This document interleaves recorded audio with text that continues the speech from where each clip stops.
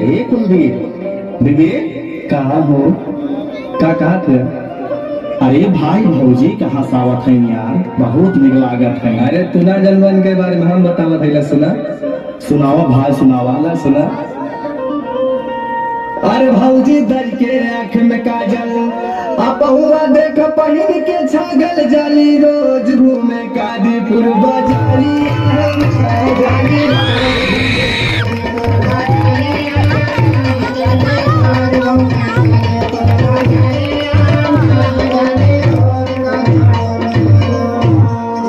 सुना सुनाओ भाई सुनावा।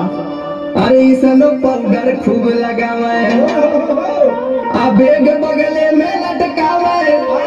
अरे मारे लाउंडन के तीर छीना जानी मारे लाउंडन के तीर छीना।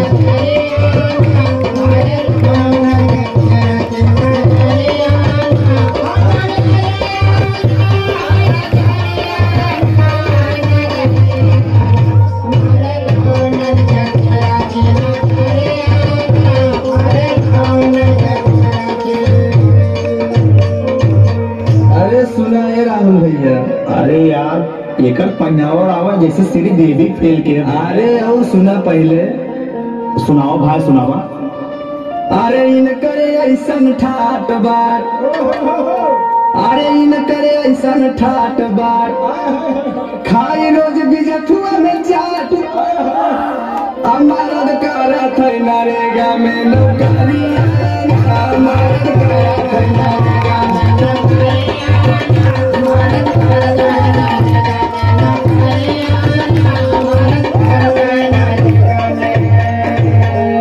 अरे यार तुम्हारा नरेगा में नौकरी करत है यार, तू झूठ बोलता रोहित भाई, इतना बढ़िया ये सुनो। अरे मन सेधु साथे का करत में तू का जानबा हो? सुना सुनाओ भाई सुना, तो बहुत करीबी लगा था। सुना सुना।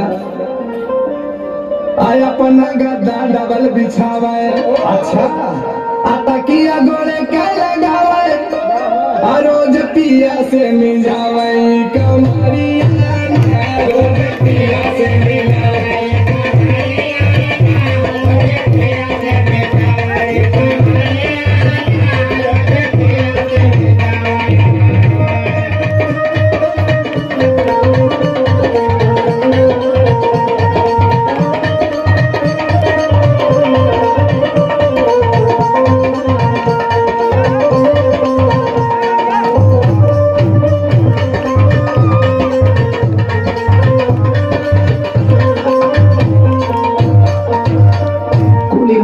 पंकज बहुत धमो सीखे हैं भाई। अरे सुना सुना और बतावत है, पहले देखा तो सुनाओ भाई।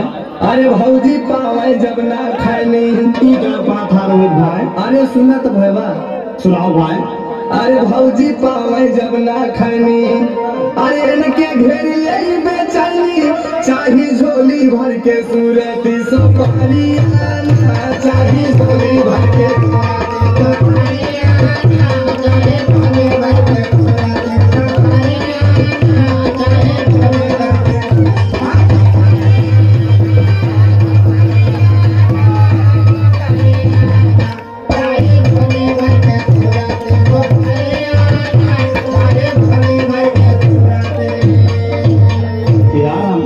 भौजी बड़ा निक जानत है यार। अरे कितना नहीं खाना वो सुना पहले।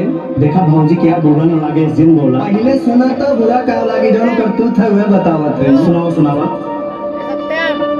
अरे आवे बूढ़ा खातिर दूध आपी के धीरे जाली सूत, हो तो सवेरे का हटी गई बिलारी, हो तो सवेरे का हटी गई।